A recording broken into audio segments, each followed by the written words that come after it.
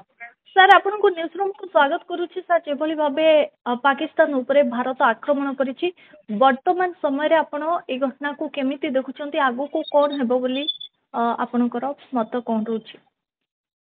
ଭାରତର ଯୋଉ ଆକ୍ରମଣ ଆପଣ କହୁଛନ୍ତି ସେଇଟା ହଉଛି ପହଲଗାମର ପ୍ରତିଶୋଧ। ଆଜ୍ଞା ପହଲଗାମରେ ଯେଭଳି ଭାବରେ 26 ପର୍ଯ୍ୟଟକ ଧର୍ମ ପଚାରିକି ଅବଶ୍ୟ ଜଣେ ମୁସଲମାନ ବି ସ୍ଥାନୀୟ ବାସିନ୍ଦାଙ୍କର ମଧ୍ୟ ମୃତ୍ୟୁ ହେଇଛି, ଆଜ୍ଞା କିନ୍ତୁ ଅଧିକାଂଶ ନବବିବାହିତ ଲୋକମାନେ ତାଙ୍କ ସ୍ୱାମୀମାନଙ୍କୁ ମରାଯାଉଛି ବିନା କାରଣରେ। ଆଜ୍ଞା ତେଣୁ ତାର ଗୋଟେ ପ୍ରତିଶୋଧ ପାଇଁ ଭାରତବର୍ଷ ନିଷ୍ପତ୍ତି କଲା ଏବଂ ପ୍ରତିଶୋଧ ତାର ଏ ଅପରେସନକୁ ଅପରେସନ ସିନ୍ଦୁର ନାଁ ଦିଆଗଲା ଆଜ୍ଞା ଏବଂ ଏମାନଙ୍କର ଯୋଉଗୁଡାକ ଆଡା ସ୍ଥଳୀ ଥିଲା ପାକିସ୍ତାନ ଭିତରେ ପଞ୍ଜାବରେ ମଧ୍ୟ ଥିଲା ଆଉ ପିଓକେରେ ଥିଲା ପାକ କାଶ୍ମୀରରେ ସେ ଅଞ୍ଚଳ ଭିତରେ ଯୋଉଗୁଡାକ ଏମାନେ ଚିହ୍ନଟ ରଖିଥିଲେ ପ୍ରିସିସନ ସହିତ କରିଛନ୍ତି। ଗୁଇନ୍ଦା ତଥ୍ୟ ଉପରେ ବେଶ କରିକି ପୁରାପୁରି ହେଇଛି। ଭାରତ ସରକାର କହୁଛନ୍ତି 9ଟି ଜାଗା ଉପରେ ଆକ୍ରମଣ ହେଇଛି, କିନ୍ତୁ ପାକିସ୍ତାନ ସରକାର କହୁଛନ୍ତି 6ଟି ଜାଗା ଉପରେ। ଆମେ ମୃତ୍ୟୁ ସଂଖ୍ୟା ଅଧିକ କହିଲେ ମଧ୍ୟ ସେମାନେ ତଥାପି ମଧ୍ୟ ପାକିସ୍ତାନ ସରକାର ମଧ୍ୟ ବି କାଲି ଯଦି ପ୍ରଧାନମନ୍ତ୍ରୀଙ୍କ ବକ୍ତବ୍ୟ ତାଙ୍କର ଦେଖିବା ତାଙ୍କ ପାର୍ଲାମେଣ୍ଟରେ ସେ ନିଶ୍ଚିତ ଭାବରେ 30ରୁ ଅଧିକ ଲୋକଙ୍କର ମୃତ୍ୟୁ ହେଇଛି। ଆମେ କିନ୍ତୁ ଭାବୁଛୁ 70ରୁ ଅଧିକା ଲୋକଙ୍କର ସେଠି ମୃତ୍ୟୁ ହେଇଛି ଏଠାରେ ଏବଂ ସେଥିରେ ଅଧିକାଂଶ ହେଉଛନ୍ତି ଆତଙ୍କବାଦୀ ବୋଲି ଧାରଣା। ସେ କହୁଛନ୍ତି ନାଇଁ ଅନେକ ଭିତରେ ମହିଳା ଆଉ ଶିଶୁ ଅଛନ୍ତି। ସେ ଯାହା ହଉ ଭାରତ ତାର ଏଇଭଳିଆ ଯୋଉଭଳି ଭାବରେ କାପୁରୁଷ ଭାବରେ ଯୋଉମାନେ ଆତଙ୍କବାଦୀ ମାନେ ପର୍ଯ୍ୟଟକ ମାନଙ୍କ ଉପରେ ଆକ୍ରମଣ କରି 26 ଲୋକଙ୍କୁ ହତ୍ୟା କଲେ ଆଜ୍ଞା ତାର ଗୋଟେ ପ୍ରତିଶୋଧ ନେବା ଅତ୍ୟନ୍ତ ଆବଶ୍ୟକ ଥିଲା। ଭାରତ ବୋଲି ଭାରତବର୍ଷ ସବୁ ଲୋକ ସବୁ ବର୍ଗର ଲୋକ ଏକମତ ହୋଇଥିଲେ, ଚାପ ଦେଇଥିଲେ, ଏକଜୁଟ କଥା ହେଇଥିଲେ ଏବଂ ଭାରତ ସରକାର ସେଇ ଲୋକଙ୍କ ସେଇ ଭାବନାକୁ ରକ୍ଷା କରିବା ପାଇଁ ସେନାବାହିନୀ କି ନିର୍ଦ୍ଦେଶ ଦେଇଥିଲେ। ସେନାବାହିନୀ ମଧ୍ୟ ବି ଅତ୍ୟନ୍ତ ଅତ୍ୟନ୍ତ ମୁଁ କହିବି ଅତି ଚତୁରତାର ସହିତ ସେମାନେ ଯୋଉ ଆକ୍ରମଣ କରିଛନ୍ତି ଆପଣ ଦେଖିବେ କୌଣସି ତାଙ୍କର ସାମରିକ ଘାଟି ଉପରେ ଆକ୍ରମଣ କରିନାହାନ୍ତି। ଏପରି କୌଣସି ବଡ଼ ସିଭିଲିଆନ ପପୁଲେସନ ଥିବା ଲୋକ ଭିତରକୁ ଆକ୍ରମଣ କରିନାହାନ୍ତି। କେବଳ ଆତଙ୍କବାଦୀ ଆଡାସ୍ଥଳୀ ଭାବରେ ଯୋଉଟା ପରିଚିତ ଆଗରୁ ଜଣାଶୁଣା ଯେ ମହମ୍ମଦ ଲସ୍କରୀ ତୟବା ଜଣାଶୁଣା ସେଗୁଡାକୁ ଚିହ୍ନଟ କରାହେଇକି କରାଯାଇଛି। ହେଇପାରେ ସେଥିରେ କିଛି ମସଜିଦ ବନ୍ଧା କ୍ଷତିଗ୍ରସ୍ତ ହେଇଛନ୍ତି, କିନ୍ତୁ ଆତଙ୍କବାଦୀ ତାଙ୍କର ଯୋଉ ମୂଳ ପିଣ୍ଡ ଭାବରେ ଯୋଉ ଅଞ୍ଚଳ ଗୁଡ଼ିକ କାମ କରୁଥିଲା ତାକୁ ନଷ୍ଟ କରିଛନ୍ତି ଏବଂ ନଷ୍ଟ କରିବା ସହିତ ଭାରତୀୟ ଲଢୁଆ ବିମାନ ମାନେ ସେମାନେ ଫେରି ଆସିଛନ୍ତି ବୋଲି ଭାରତ କହିଛି ଏବଂ ଆମର କୌଣସି ପାଇଲଟ ମଧ୍ୟ ସେଠି ଅଟକେଇ ନାହାନ୍ତି। କିନ୍ତୁ ପାକିସ୍ତାନ ଦାବି କରୁଛି ଆମେ ତାଙ୍କର 4ଟା ବିମାନକୁ ଖସେଇ ଦେଇଛୁ, କିନ୍ତୁ ତାଙ୍କର କୌଣସି ଖସିବାର କୌଣସି ଚିହ୍ନ ବର୍ଣ୍ଣ ସେ ଦେଖେଇ ପାରୁନାହାନ୍ତି। ସେ କହୁଛନ୍ତି ଭାରତ ବର୍ଷରେ ଆମ ଆକ୍ରମଣ ଫଳରେ ସେଟା ପଡ଼ିଛି ଯେ ଅମକ ଭାରତ ବର୍ଷର 4ଟା ନାଁ କହୁଛନ୍ତି ସେ ଜାଗାରେ ଇଏ ପଡ଼ିଛି ଯାଇ ସେ ଯାଇ ହଉ। କିନ୍ତୁ ଗୋଟିଏ କଥା ନିଶ୍ଚିନ୍ତ ଭାରତ ବର୍ଷ ପହଲଗାମ ଯୋଉଭଳି ଭାବରେ ଆତଙ୍କବାଦୀ ମାନେ କରିଥିଲେ ତାର ଗୋଟେ ପ୍ରତିଶୋଧ ଦେବା ସାରା ଭାରତ ବର୍ଷ ଏଥିରେ ଏକଜୁଟ ହେଇକି ଚାପ ଦେଇଥିଲା। ଭାରତ ସରକାର ସେ ଅନୁସାରେ ପଦକ୍ଷେପ ନେଇଛନ୍ତି।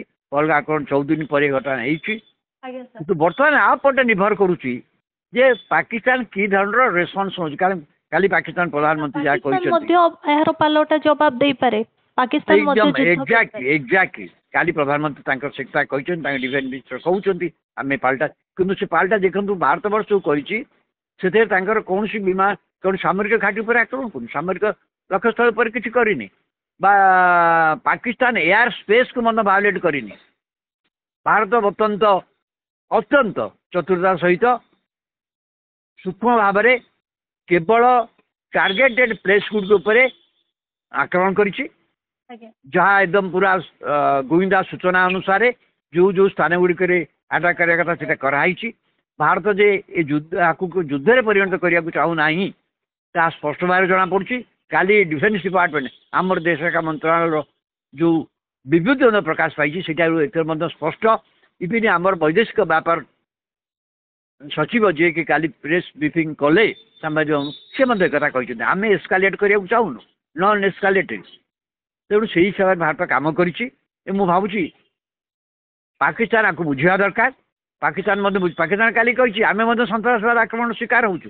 ସିଏ କହୁଛନ୍ତି ଭାରତର ଯୋଉ ସନ୍ତାସବାଦ ସେଠି ବେଲୁଚିସ୍ତାନ ଅନ୍ୟଠି ଯୋଉ ହଉଛି ସେଥିରେ ଭାରତର ହାତ ଅଛି। ସେଇଟା ଗୋଟେ ମିଛ କଥା। ଭାରତବର୍ଷ ବି ସନ୍ତାସବାଦୀ ଆଡା ଆପଣ ସେ ଦେଖେଇ ପାରିବେ, ଲୋକ ଦେଖେଇ ପାରିବେ, କହିପାରିବେ। ତେଣୁ ସେଭଳି ଭାବରେ କହିକି ଲାଭ ନାହିଁ। କଥା ହଉଛି ଭାରତ ପାକିସ୍ତାନ ବୁଝିବା ଦରକାର। ସିଏ ପରୋକ୍ଷରେ ସ୍ୱୀକାର କରୁଛନ୍ତି ଏ ଲୋକମାନେ ଥିଲେ ସେଠି ଏବଂ ସେମାନଙ୍କର ସେଠୁ ହେଉଥିଲା, କିନ୍ତୁ ସେଟା ସବୁ ବେଆଇନ ହେଇଯାଇଛି ବୋଲି ସେମାନେ କହୁଛନ୍ତି। ସେ ସବୁ ସଂସ୍ଥା ନାହିଁ ବୋଲି କହୁଛନ୍ତି। କିନ୍ତୁ ଯାହା ହେଲେ ମଧ୍ୟ ସେମାନେ ଏ ଆକ୍ରମଣ ହେଉଛି ତାମାନେ ପାକିସ୍ତାନ ଆର୍ମି ତା ଦେହରେ ଇନଭଲ୍ଭ ଅଛି ବୋଲି କୁହାଯିବ। ତେଣୁ ଆକୁ ସେ ଯେହେତୁ ଲୁଚେଇବାକୁ ଚାହୁଁଛନ୍ତି, କିନ୍ତୁ ଭାରତ ଯାହା ପ୍ରତିଶୋଧ ନେବା କଥା ସେ ଅନୁସାରେ ନେଇଛି। ଭାରତ ବର୍ଷରେ ଯେତିକି ଲୋକଙ୍କୁ ସେମାନେ ମୃତ୍ୟୁ ମୁଖରେ ପକେଇଥିଲେ ସେଇ ପରିମାଣ ଲୋକ ସେ ତାଠୁ ଅଧିକ ଲୋକ ତାଙ୍କର ମୃତ୍ୟୁବରଣ କରିଛନ୍ତି। ମୁଁ ଭାବୁଛି ଆମର ନିହାତି ତରଫରୁ ଭାବେ ଯେତିକି ପ୍ରତିଶୋଧ ପାଇଁ ସେ କାର୍ଯ୍ୟ ଆମେ ଯାହା କରିବା କଥା କରିଛୁ। ତାପରେ ଯାହା ହବ ଯଦି ପାକିସ୍ତାନ କରେ ତାହେଲେ ଏଇଟା ପୂର୍ଣ୍ଣାଙ୍ଗ ଯୁଦ୍ଧରେ ପରିଣତ ହବ। ନିହାତି ଭାବେ କାରଣ ପାକିସ୍ତାନ ଯଦି ଆମର ସିଧାସଳଖ ଭାବରେ ମାନେ ପ୍ରତି ହିଂସା ପରାୟଣ ହୋଇ ଏପରି କିଛି କାର୍ଯ୍ୟ କରେ ଯୋଉଥିରେ କି ଭାରତ ବାଧ୍ୟ ହବ, ଏଇଟା ଫୁଲ୍ ଫ୍ଲେଜ୍ ୱାର ହବ ତାପରେ। ତେଣୁ ସେଇ ଦୃଷ୍ଟିରୁ ନଜର ରଖିକି ତାଙ୍କୁ କାର୍ଯ୍ୟ କରିବାକୁ ପଡ଼ିବ। ଭାରତ କନଭେନସନାଲ ୱାରରେ ତ ନିଶ୍ଚିତ ଭାବରେ ପାକିସ୍ତାନଠୁ ଅଧିକା ଅଛି, ଏଥିରେ କହିବାର ନାହିଁ।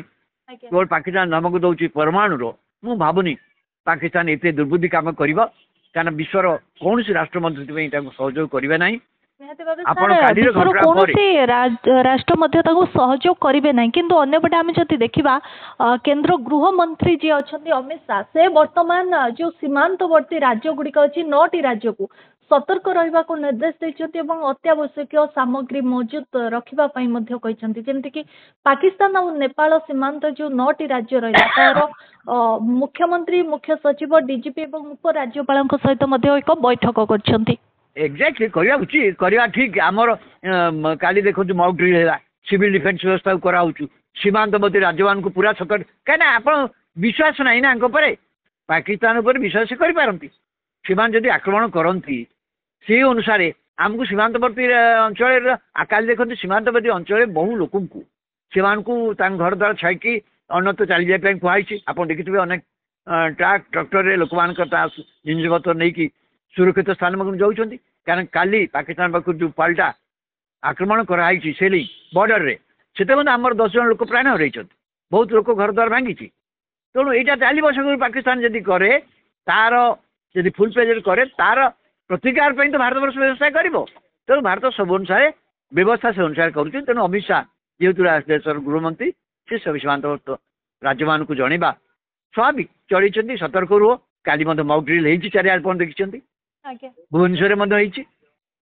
ତେଣୁ ଏଇଟା ପ୍ରସ୍ତୁତି, କାରଣ ତାଙ୍କୁ ତ ବିଶ୍ୱାସ ନାହିଁ। ଯଦି କରିବେ ତାହେଲେ ତାଙ୍କୁ ପ୍ରସ୍ତୁତ ହେବାକୁ ପଡ଼ିବ ନା। ଦେଶରେ କେବେ ଖାଲି ତ ବାହିନୀ ପ୍ରସ୍ତୁତ ହେଲା ପରେ ଲୋକମାନଙ୍କୁ ବି ପ୍ରସ୍ତୁତ ହେବାକୁ ପଡ଼ିବ। ସେ ଅନୁସାରେ ମୁଁ ଭାବୁଛି କରାଯାଉଛି। ମୁଁ ଭାବୁଛି ଠିକ କଥା ଭାବରେ ଏ କାର୍ଯ୍ୟ କରାଯାଉଛି। ଏଇଟା କରିବା ଦରକାର। କିନ୍ତୁ ମୁଁ ଭାବୁଛି ପାକିସ୍ତାନ ମୁଣ୍ଡରେ ବୁଦ୍ଧି ଆସିବ। କେବଳ ପାକିସ୍ତାନକୁ ଯଦି କୌଣସି ଗୋଟିଏ ରାଷ୍ଟ୍ର ଟିକେ ସହାୟତା କରୁଛି, ସେ ହେଉଛି ଚୀନ। କିନ୍ତୁ ଇରାନ ମଧ୍ୟ କିନ୍ତୁ ଏଇ ଘଟଣାରେ ମଧ୍ୟସ୍ଥତା କରିବାକୁ ଟିକେ ଆଗେଇକି ଆସିଛି। ଇରାନ ତାର ପାକିସ୍ତାନ ଭିତରେ ଭଲ, ଭାରତ ଭିତରେ ସମ୍ପର୍କ ଭଲ। ତେଣୁ ମୁଁ ଭାବୁଛି ଯେ କୋଉ ଷ୍ଟେଜରେ ବ୍ୟାକ୍ ଚ୍ୟାନେଲ ନିଶ୍ଚିତ ଭାବରେ କଥାବାର୍ତ୍ତା ହେଉଥିବ। କାରଣ ଏଇ ଦୁଇ ଦେଶ ଭିତରେ ଯୁଦ୍ଧରେ ପରିଣତ ହଉ କେହି ଚାହାନ୍ତି ନାହିଁ। କାରଣ ଦୁଇ ଯାକ ଦେଶ ପରମାଣୁ ଶକ୍ତି ସମ୍ପନ୍ନ। କେତେବେଳେ କୋଉ କଥା ହେଇଯିବ, ସେଥିରେ ସମୁଦାୟ ବିଶ୍ୱ ବିପନ୍ନରେ ପଡ଼ିଯିବ। ସାର୍ ଆପଣଙ୍କ ଆଲୋଚନା ପାଇଁ ନିହାତି ଭାବେ ବହୁତ ବହୁତ ଧନ୍ୟବାଦ ସାର୍। ଆପଣଙ୍କ ଆଲୋଚନା ବହୁତ ଧନ୍ୟବାଦ ସାର୍।